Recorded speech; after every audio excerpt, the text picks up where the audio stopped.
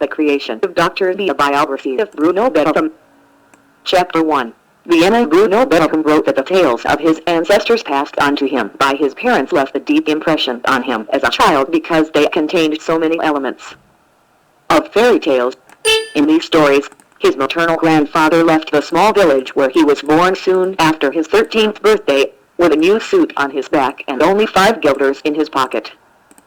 To protect his only pair of shoes, the boy walked barefoot the 100 miles from his village to the big city, Vienna. There, in a very hard struggle, he eventually managed to make a great fortune. His paternal grandfather was raised in a Jewish orphanage and educated to be a rabbi, his great intelligence soon catching the attention of the richest man in the realm, Baron Rothschild, who was seeking tutor for his sons. The young rabbi took the post and went from living in desperate poverty into the grand palace of the Rothschilds. In Vienna, the Rothschild sons were so impressed by his learning and grew so attached to him that when they took over the family bank they put him in charge of many of its operations. As a result, he became extremely wealthy and a major force in Vienna's Jewish community. Bettelheim wrote that it was not these true stories of his grandfather's successes that made him believe the many fairy tales he knew, but the fairy tales of theirs were based in fact.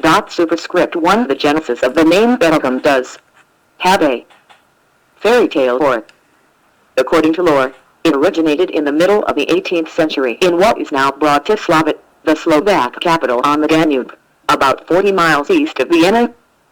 Count Bettelheim, one of the most powerful men in the community, so coveted the beautiful wife of a Jewish citizen that he rode into the marketplace and tried to kidnap her by lifting her onto his horse and galloping off. But her husband rushed to her rescue, fighting and vanquishing the count in hand-to-hand combat. But a Jew would confront, much less do battle with, the nobleman of such rank was so daring that the hero thereafter was known as Bettelheim Jude. When a royal decree required that all Jews assume family names, Bettelheim Jude became Bettelheim. Whatever the accuracy of this story, the number of Bettelheim families did rise out of this region in the 18th and early 19th centuries. Superscript 2. One descendant was Marcus Bettelheim, who lived in Budapest, and whose wife, Lucia, gave birth to Jacob Moritz Bettelheim on December 12, 1825. By 1857, Jacob was living in Vienna, and soon married Eleonore Frankel, with whom he had 11 children. The fifth, Anton, was born on April 4, 1869, and would become Bruno Bettelheim's father. Superscript 3. The fairy tale of Jacob the orphan is just as fanciful as the one about Jacob the brilliant rabbinical student who tutored Nathan, Ferdinand, and Albert, the sons of the Vienna banker Anselm von Rothschild, 1803 to 1874. Records in Vienna offer no evidence that Jacob ever entered the rabbinate or the Rothschild home as a teacher, or that he was employed in any capacity at the bank. He did, however, work for Albert von Roth, showed.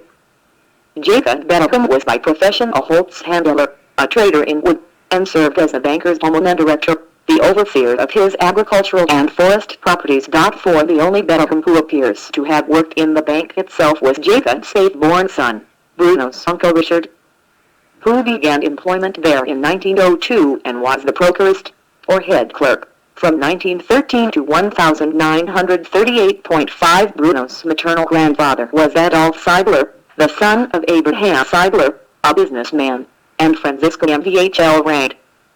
He was born on April 15, 1847, in Wenchka, a small town in Bohemia. He may or may not have still lived there when he turned 13, and may have walked barefoot to Vienna. However, Adolf Seidler got to the imperial city. He then became sewing machines and owner of real estate, and teens. The couple had 5 children, one of whom, Rudolf, would establish a lumber business with N. Bettelheim in 1907. By then, Rudolf Seidler's sister Paula had been married to Anne Bettelheim for 9 years. 6. Their daughter, Margaret, was born late in 1899, and on August 28, 1903, Bruno Bettelheim arrived into a very sheltered existence and a life of greatest ease and comfort. 7. Over the years, he sent out mixed signals about this life, and especially about his relationship with his mother. He wrote that he had a wet nurse whom he suckled into his 3rd year, his mother being much too much a Victorian lady to breastfeed her children. 8 Such arrangements were common among Viennese women in poor Bettelheim's social circumstances, as was the presence of maids and governesses. Her son said that he would probably have preferred it if his mother had nursed him, and his texts are full of passages stressing how important proper maternal breastfeeding is to the emotional well-being of children. Still, the sketchy portrait he drew of his own mother in print is of an affectionate, devoted parent who read fairy tales to him, comforted him in her arms when nightmares woke him, took him to museums, and, especially, cared for him when he was ill. This was often, he said, for he was a sickly child who suffered from dysentery, scarlet fever, diphtheria, measles, and mumps, as well as several attacks of influenza and tonsillitis, which kept him in bed for many weeks at a time. Superscript 1 degrees. Bettelheim said he almost died from eating poison berries, which caused such a severe reaction that he lived briefly in the home of the physician who treated him. He said that in later years, on trips to Europe, the smell of strong coffee always reminded him of this crisis, because the doctor had made him drink it as a stimulant. Superscript 1 During the many nights when he was seriously ill at home, Bettelheim wrote, "My mother sat at my bedside, song in my feverish body and changing the cold compresses to give me relief. In moments like these I learned to understand and appreciate that a mother makes all the difference in the world when one is in need, in great pain, deeply worried, or even desperate." Superscript 1 Superscript 2 Bettelheim's behavior as an adult suggested that he felt a good deal more hostility toward his mother than he cared to record in print. No prominent psychiatrist of his time was as antagonistic to mothers in private and public as he was, insisting that they caused autism by rejecting their infants and comparing them to devouring witches and the SS guards in the concentration camps. Throughout his life, he said that his own mother took him in the charge of the web nurse or nanny. He complained paid him the attention he craved. In the 1950s, he spoke to the Paul Federn Study Group, a gathering of therapists in New York City, about his work at the orthogenic school, when a colleague who also treated disturbed children politely challenged Bettelheim's hostile view of mothers. Bruno exploded and started to scream. "I had no mother," recalled a friend, who told me he behaved like a paranoid. Superscript 1 Superscript 3 years later, Bettelheim would appear at a professional meeting in Philadelphia and, during a question and answer period, say that some women are just not fit to be mothers and that his was one of these. He also reiterated what he had said in a recent interview, that he saw no reason why we cannot make provision for children to divorce themselves from their families, as adults divorce one another. Superscript 1 4 As a boy, Bettelheim did something of this sort by spending many afternoons after school at the home of his mother's sister, Jeanette Buxbaum, who lived near the Bettelheim apartment. He sought refuge at the Buxbaums primarily to avoid his sister, Margaret, whom he regarded as an intrusive know-it-all. Such escapes were possible in the old extended family, where the bad aspects of brothers and sisters who grated on you and the authoritarianism of parents were diluted by the nearness of other relatives. Superscript 1 5 He said that during these years his Aunt Jeanette had a greater influence on him than his mother, but he did not reveal in his writing what that influence was. Another attraction at the Buxbaums was their only daughter, Edith, who was a year older than Bruno and became his favorite cousin. They were more like brother and sister and spent hours helping each other with school work. Edith Buxbaum, who would become a leading psychoanalyst in Seattle, saw her Aunt Paula not as a remote mother but as a woman who spoiled her son by smothering him with affection. Superscript 1 6 The memories Bettelheim chose to set down in his books about his pre-adolescent years reveal few tensions with either of his very good parents.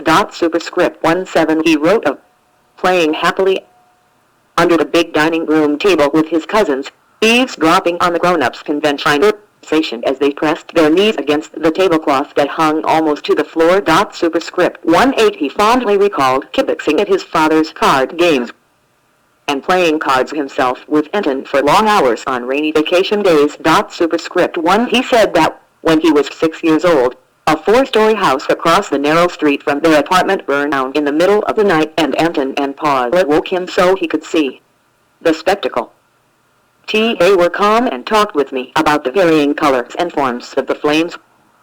The security which I felt emanating from my parents, not superscript 2 degrees Bettelheim, describing how on one occasion he had shocked his mother by using offensive language to express his irritation with her.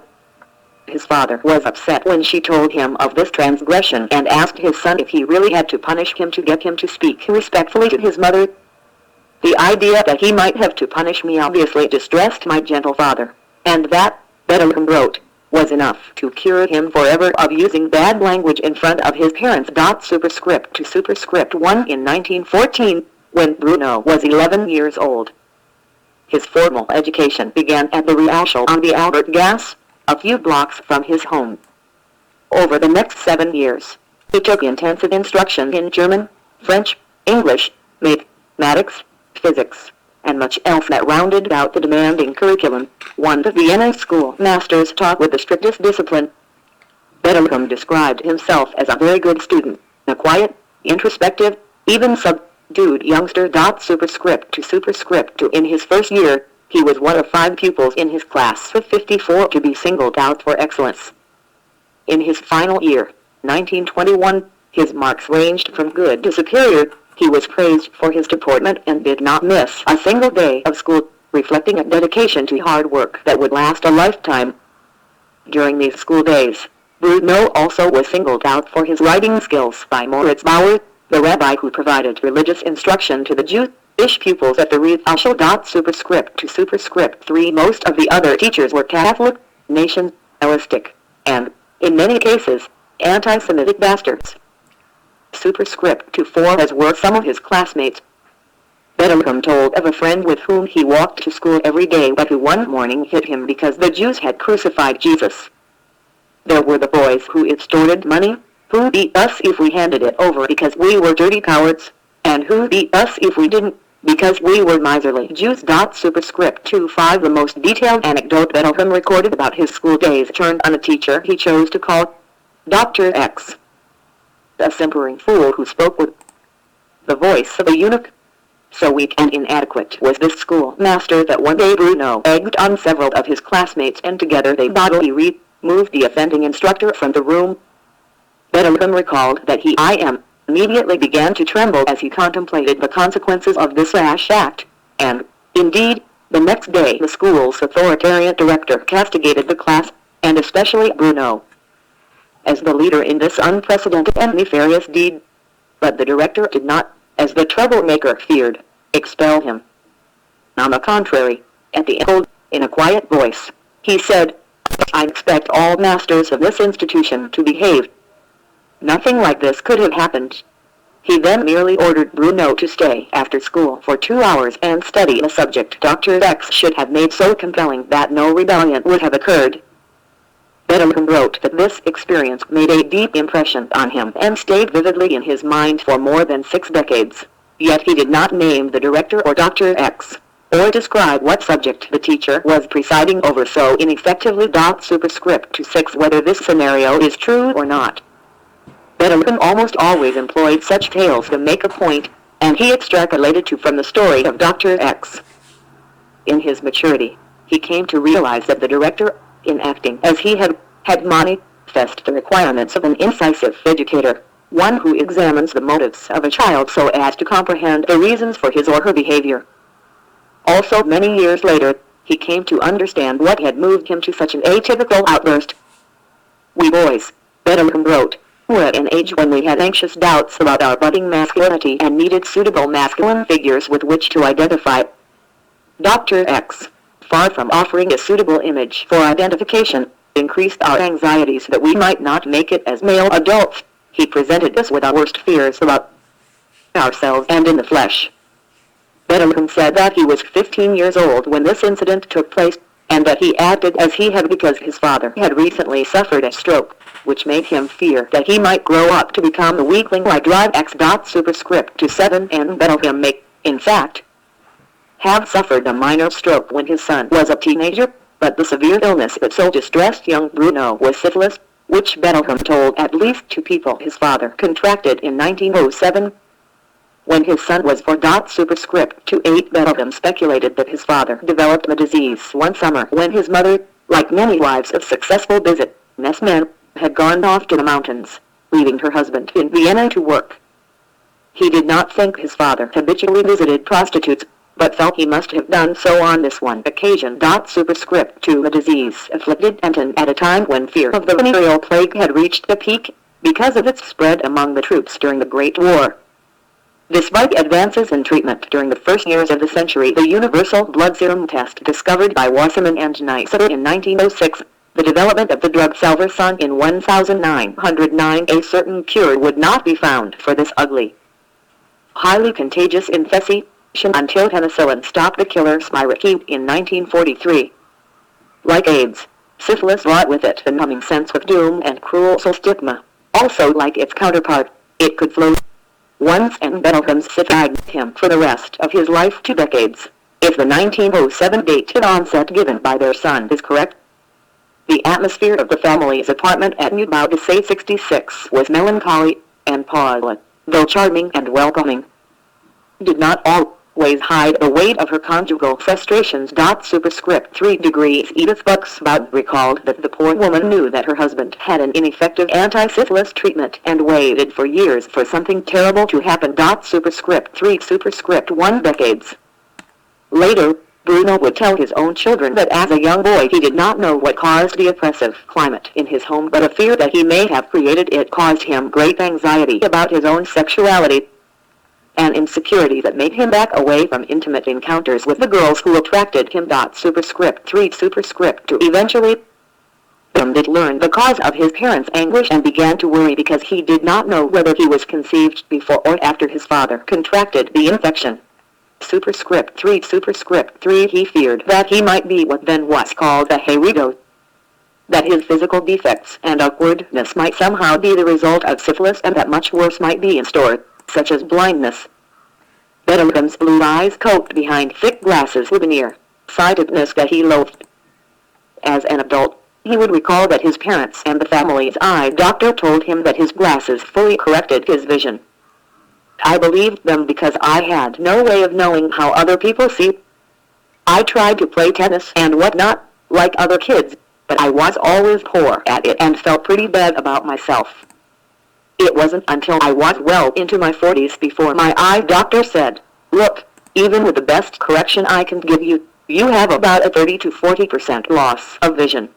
Superscript 3 for Merriam Williams, the psychoanalyst Bettelheim saw for about a year at the end of his life, told me that he also was very unhappy about his looks, seeing in the mirror an image with large ears, a big nose, and thick lips that his boyish smile did not erase. This sense of being homely dogged him throughout his life, even at moments of great triumph. In accepting the National Book Award in 1977 for the uses of enchantment, he couched his remarks as a fairy tale and told his audience that his mother had a healthy, down-to-earth sense of reality. So when right after his birth her son was shown to her, she took in his appearance carefully and then breathed a deep sigh of relief. "Thank God," she said, "it is a boy." Now this mother told her children many fairy tales, and since they lived at the most remote edge of the German land, she told the fairy tales of the brothers Grimm, not those of Hans Christian. Forgot the idea that an ugly. This was fortunate, and saved him from disappointment, because his looks remained very much the same as they had been when his mother first beheld him. Superscript 3.5 Medical logic dictated that Bruno was in no danger of inheriting syphilis. It is congenital, and Paul Bettelheim never had the disease. As with AIDS, however, the terror did not come only from the scientific facts. Moreover, Bruno received scant reassurance from Freud, whose work he said he began reading as a teenager. In a case of hysteria, Freud wrote that the father of his 18-year-old patient had contracted syphilis before his marriage, adding that a strikingly high percentage of the patients whom I have treated psychoanalytically come of fathers who have suffered from tabes or general paralysis. Thus, he concluded, syphilis in the male parent is a very relevant factor in the etiology of the neuropathic constitution of children. Superscript 3.6 The specter of his father's illness so traumatized Bettelheim that on the rare occasion science when he managed to talk about it. He often could not bring himself to say the word. At age 83, he wrote to a friend of the deathly disease, of which Anton knew he would die. This projected him and my mother into a state of deep anxiety which was not lost on my sister and me. From this moment on, the life of my parents was a nightmare for them which they kept hidden from everybody, even their parents and siblings. But they suffered quietly. Superscript 3 7 books and movies were the solace of the insecure teenager living in the shadow of his father's illness. At first he soaked up escapist fare, such as Karl May's popular adventures set in the American West, and The Perils of Pauline, which he saw at movie palaces like the Apollo Kino or the Bush Kino, where an orchestra played for 15 minutes before the films began. These diversions, he said, helped him forget for a few hours the realities of World War I, which quickly turned prosperous Vienna into a shabby, hungry city awash in refugees. The war was rough even for the well-to-do, Bettelheim said. We never had enough heat or enough light or enough food. He described how, when he was 14, he helped unload wounded soldiers from trains coming in from the front and take them to hospitals. And how he later helped disarm some of these men so they wouldn't pillage the city. Superscript 3:8 By the war's end, in 1918, an influenza epidemic was sweeping the world. It would take the lives of 20 million people, among them such notable Viennese as Gustav Klimt and Adolf Schiele, whose secessionist revolt against academic painting had revolutionized art in Vienna and beyond. Otto Wagner, who had led architecture away from the Hochgrund along the Ringstrasse in the Freud, Sigmund's middle daughter, and Victor Hodler, leader of the Social Democrats, who died just as the Austrian Republic was a mourning. Emperor Franz Joseph, who had ruled Austria-Hungary since 1848, had died of old age 2 years earlier. In the late fall of 1918, just after Bruno turned 15, the old Habsburg Empire fell apart, like the downfall of a manorial family that, after living in comfort for generations, faces poverty and must subsist on dry bread and potatoes amid the faded splendor of their now unheated residence while their former retainers and tenants take over the bulk of the estate. Superscript 3 This upheaval must have affected Anton's lumber business to some extent, but his son said that enough money remained after the war for the family to resume a comfortable life. 4 degrees still, he would write of how hard it was for him as a teenager to revolt against parents whose ordered world had been shattered by the war and the collapse of the Austro-Hungarian Empire.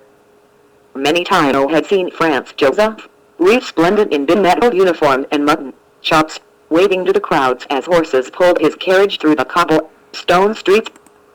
Now the patriarchy he had presided over for almost 70 years was withering away. Bruno said that he began to see that his own father, whom he had regarded as an oppressive but protective hero, was just a clay god.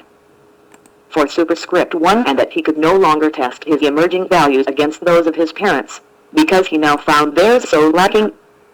Perhaps this was the vacuum that Jeanette Buxbaum and her daughter Edith helped fill when young Bruno retreated to that household after school, but it seems as likely that behind all the talk of values lay what Bettelheim would one day call the time bomb. For Superscript 2 of his father's syphilis,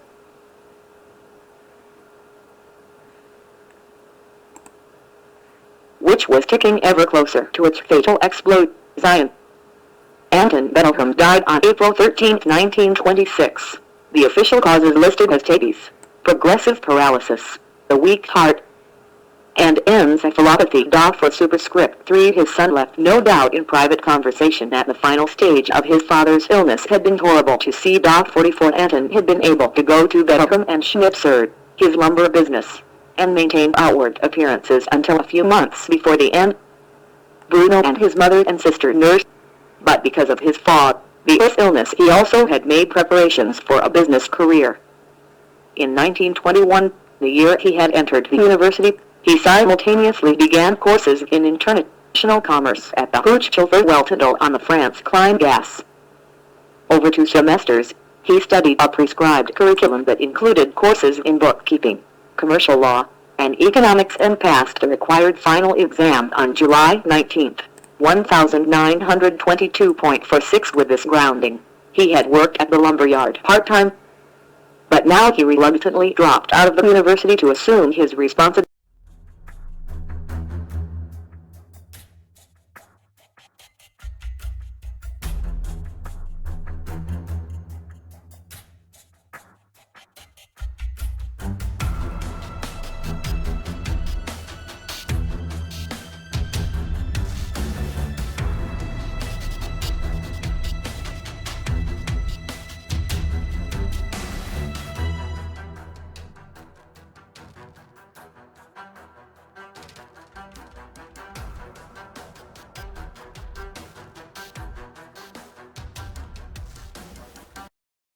Full-time, in tandem with his father's partner, Hans Schnitzer. Bruno and his mother suspected Schnitzer of having cheated and disdained his middle-brow tastes, and regarded him as a social inferior. Moreover, the erstwhile student had little enthusiasm for the lumber business, which he found boring. 47 If my heart had been in it. He told an interviewer many years later, I could have made a fortune, but that didn't appeal to me. My family had lost several fortunes already. 48 He did not specify in this interview, or in his autobiographical writings, what form these financial setbacks took, or when they occurred. But he did tell another interviewer that in the first week of World War I, when he was 11 years old, the family's forests, lumber and sawmills on the Austria-Hungarian border went up in flames. For Bettelheim bridled at the prospect of being a businessman for the rest of his life. He yearned for professional life, ideally as an academic, and in his free time always had his nose buried in a book. 5 degrees But Viennese men did not abandon their duties to their mothers and sisters, and whatever Bettelheim's distaste for trade, he liked the income Bettelheim and Schnitzer produced. Not least because it would enable him to make a good home for Regina Albstadt. They had met as teenagers. He had been instantly smitten, captivated by her cheerful nature and intelligence, and her open, smiling face and eager brown eyes, but the relationship was inauspicious from the start. Gina, as everyone called her, was still recovering from an infatuation with a handsome young artist named Dolph, whose rejection had left her broken-hearted. She was also dealing with the recent death of her father, who had come to Vienna from Poland when she was a child and gone to work in the Albstadt family's shoe business. He had traveled to Italy to recover from tuberculosis, and died after an absence of several months. I was lonely, Gina told me. In a sense, Bruno took care of me. This included paying for her analysis and underwriting at school. Bruno courted Gina ardently throughout much of the 1920s, but her ambitious givings were never far from the surface. When she became pregnant after they had known one another about 2 years, she quickly rejected the idea of marriage and had an abortion. She also developed an ill-defined glandular condition that caused her to faint at the dinner table one evening, after which she took to her bed for several days. Gina said that each time Bruno came to visit she vomited after he left, which she regarded as a neurotic reaction to her inner struggle over the relationship. This experience led her to consult with Grieb Bibbring, an analyst who strongly urged that she separate from him. When she could not, Bibbring referred her to Richard Sturb, a member of Roy's inner circle. In the late 1920s, hoping distance might help end the alliance, Gina decided to go live with her brother, Leopold, who had emigrated to New York City. At the last minute, a friend there warned her that Leopold was a disturbed man and advised that she stayed in Vienna. Not long thereafter, Gina learned that Paul D. was bisexual, had been discovered in a relationship with another man, and had killed himself. With both her father and her only sibling dead, and Dolph's rejection never far from mine, Gina's loneliness began to overcome her doubts about Bruno. I don't think I was ever in love with him, she told me, but he was a wonderful friend who was devoted to me and, after all, he was a very intellectual, cultivated, interesting man who offered me a great deal. On March 30th, 1930, they wed, their widowed mothers, Paula Bettelheim and Mina Albstadt, enthusiastically endorsing the match. Though the Tooth-Hamey lies were, like most Viennese Jews, secular in outlook, Moritz Bauer, the rabbi who had provided Bruno's religious instruction at the Realschule, performed the ceremony in the Müttiger Gas synagogue. The newlyweds went to Italy on their honeymoon, visiting the Sicilian seaside towns of Palermo and Taormina. Gina loved the bracing air and exercise of the mountains. Bruno was seldom more content than sitting in a beach chair with a good book. With a guide, she went up into the hills on a donkey. He stayed behind reading Cantorowic's biography of Frederick I. The young couple settled into a spacious, second-floor apartment at Glow, Rita Gas 15, near the Skandrun Palace, in Vienna's fashionable Hyacinth suburb. They had been living there about 18 months. Then they took in a 7-year-old girl named Patricia Lynn. Patsy was a delicate child, with a thin face and silky brown hair, and to those who met her casually for the first time she seemed nothing more than a little most of the time in a world of her own. The love happily married for 4 years to Patsy's father, an engineer from Dawn, SAS named Elmer Wardlin. When she discovered she was pregnant, she had tried to abort the baby, and had come to blame herself for Patsy's mental problems. For many months she had sought help in the United States, without success. Now she hoped to find answers in the heart of the Freudian world. Money was no obstacle.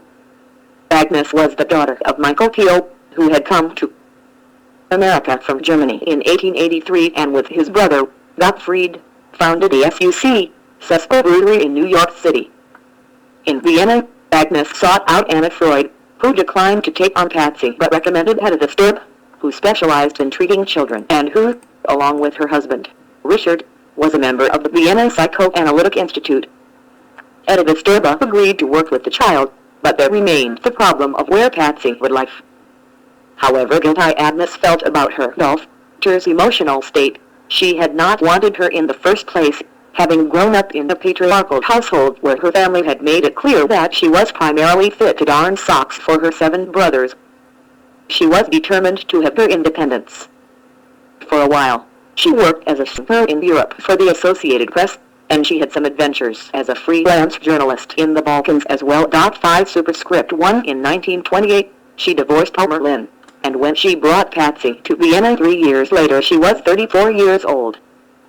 Financially southeast, cured, and not prepared to sacrifice her ambitions and footloose existence to make a home for her troubled daughter. In the beginning, Patsy lived in the apartment of Annie Hadeskek, who ran the small nursery school with Gina.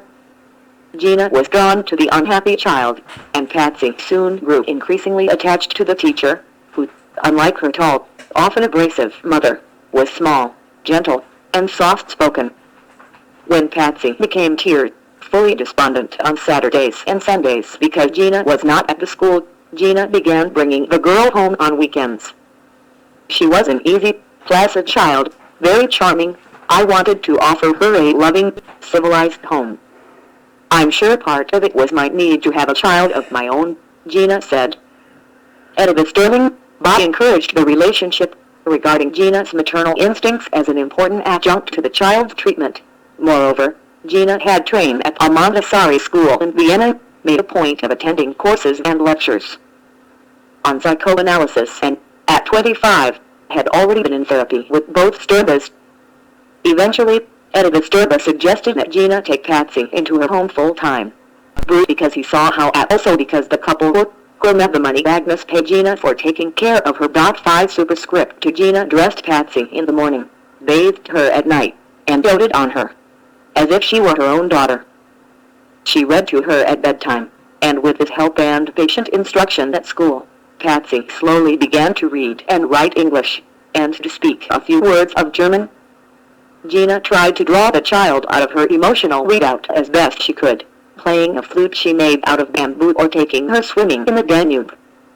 They rode the tram downtown together, to shop at Miles for coffee beans and candy or visit the Greater, with its amusement arcades and reasoned the giant Ferris wheel erected just before the turn of the century.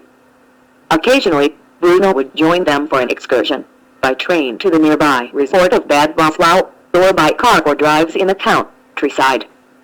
Such stimulation seldom moved Patsy out of her passivity. When not in school, she stayed mostly in the amniotic serenity of the Bettelheim apartment, spending long periods drawing or modeling tiny plasticine figures at the living room table.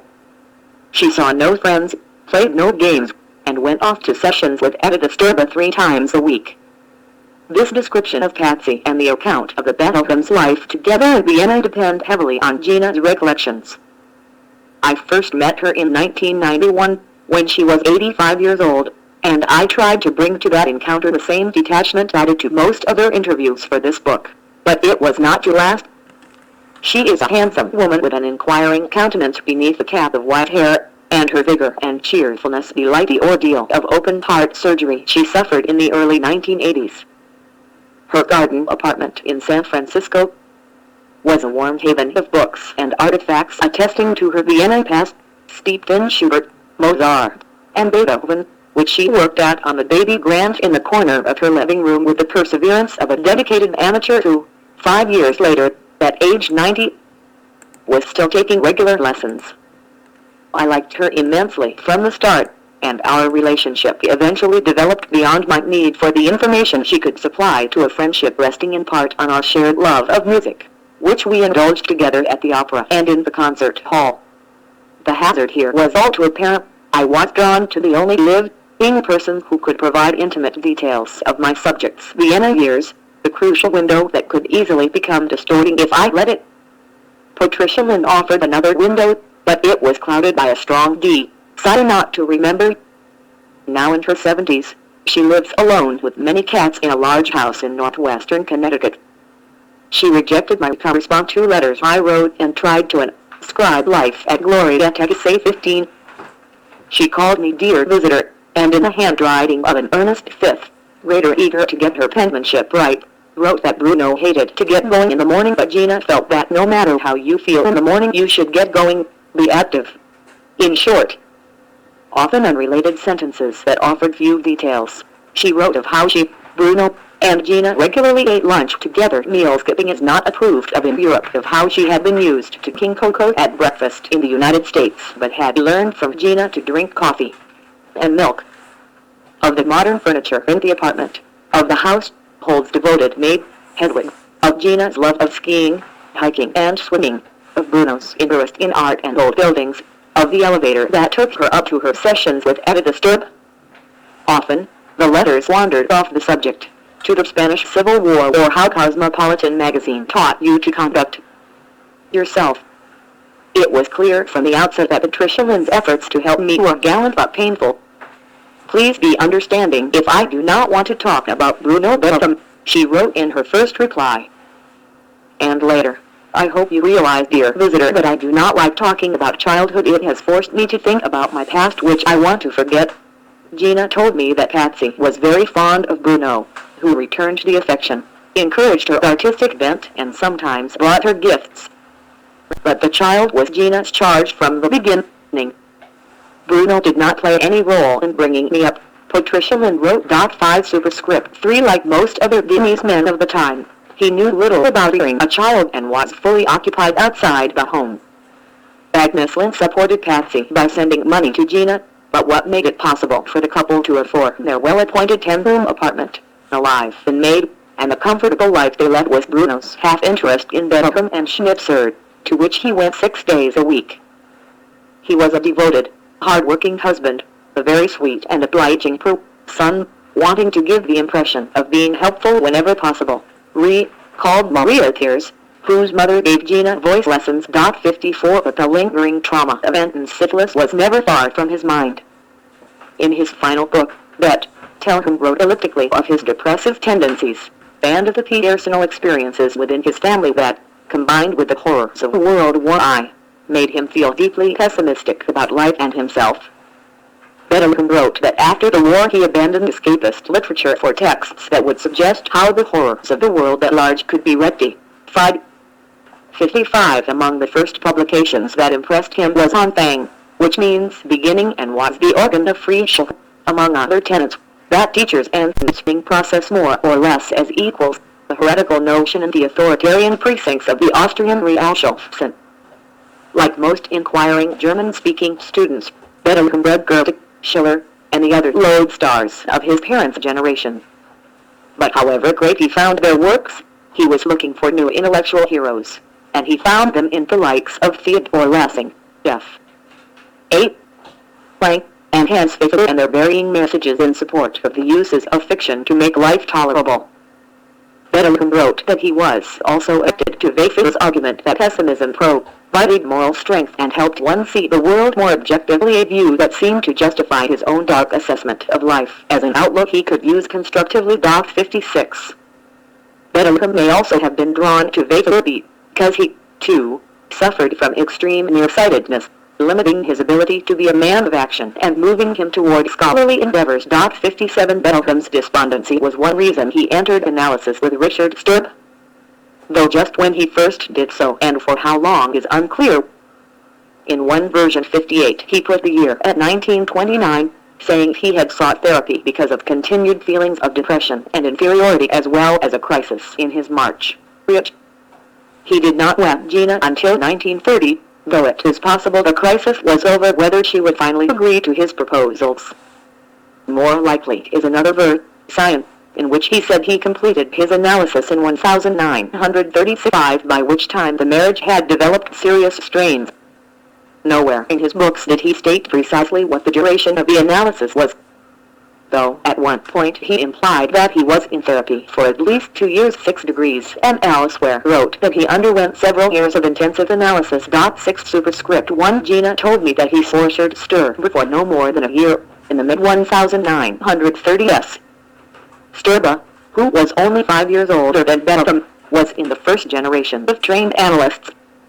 He had received his medical degree from the University of Vienna in 1923 and had followed up with 3 years of postdoctoral studies. He was an accomplished amateur violinist and a rarity in Vienna's psychoanalytic community, a Catholic. Bettelheim said that he sought out Sturba because he himself was friendly with so many young therapists and wanted to find an analyst with whom he was not well acquainted. But Sturba could not have been too much of a stranger. Bettelheim had paid for Gina's sessions with him. Patsy's mother was in treatment with him when in Vienna, and Patsy herself was seeing Richard's wife, Hedda. Bettelheim wrote that in the beginning, like most new analyzans, he fenced her psychoanalysis would help reduce his anxieties. 6 Superscript 2 The patient did not reveal in any detail what took place in his sessions, but he did invite us into the waiting room, where another of his oft-told scenarios unfolded. Both Sturbas, like most of their colleagues, used the living room of their home as a waiting room for their patients, and Bettelheim wrote that he occasionally encountered a withdrawn and frightened child waiting to see Anna. Small, potted cacti rested on the windowsill, and Johnny, as Bettelheim called the boy, had the disconcerting habit of plucking one of the leaves full of sharp thorns, putting it into his mouth, and chewing it. Bettelheim said that once in a while he saw Johnny's lips bleed from the prickly spines, and that watching him wound himself was upsetting. Finally, after many months of witnessing this self-mutilation, Bettelheim could restrain himself no longer and, against his better judgment, expressed his dismay that after all this time Johnny was still chewing the cactus leaves.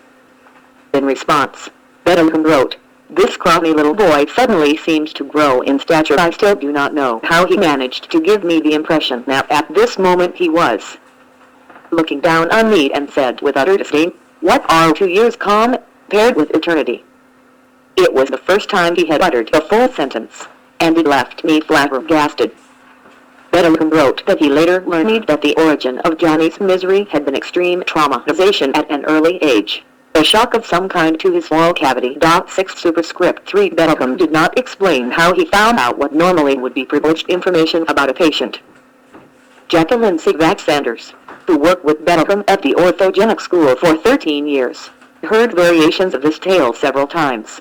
Like other Bettelheim colleagues, she likened such stories to fairy tales, more important for their message than their reality.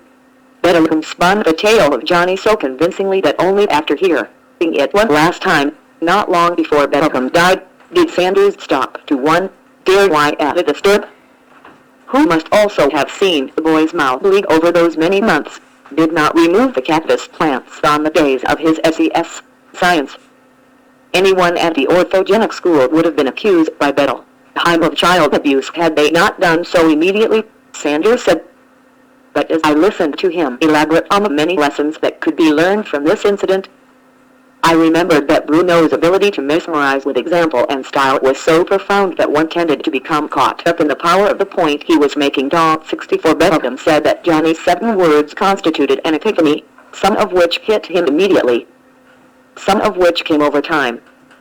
He said that as soon as he lay down on Sturba's couch, he realized questioned concern about the boy's bloody mouth that flowed from his. I am a flash. Johnny had taught me how inclined we are to believe that the wellspring of our action is concern for the other rather than self-involvement. Bettelheim said his reading of the psychoanalytic literature had taught him that one could learn about oneself through the behavior of others. Johnny's stern admonition had made this abstract concept real, and confirmed for him that only through one's personal experience can one fully understand what psychoanalytic theory is really all about. He said that this understanding became central to his work with disturbed children when he came to the United States. He had viewed Johnny's cactus chewing as a sign of craziness, but later experience taught him to be ashamed of his readiness to see such things as strange or even nonsense, when in truth they convey deep meaning. 65 The Übermensch who provided the key to such meaning was Sigmund Freud, who Bettelheim said was at first nothing more than the frustrating obstacle to his earliest love. In a story he told many times, he described how he and his compatriots in the U.S.C, the youth movement with a socialist and pacifist tinge, would go on Sunday outings to the Vienna woods. 66 On one of these excursions, 13-year-old Bruno was pursuing his first girlfriend, only to be upstaged by Otto, who was 6 years older and then attending Freud's talks at the University of Vienna, which would become the general introduction to psychoanalysis.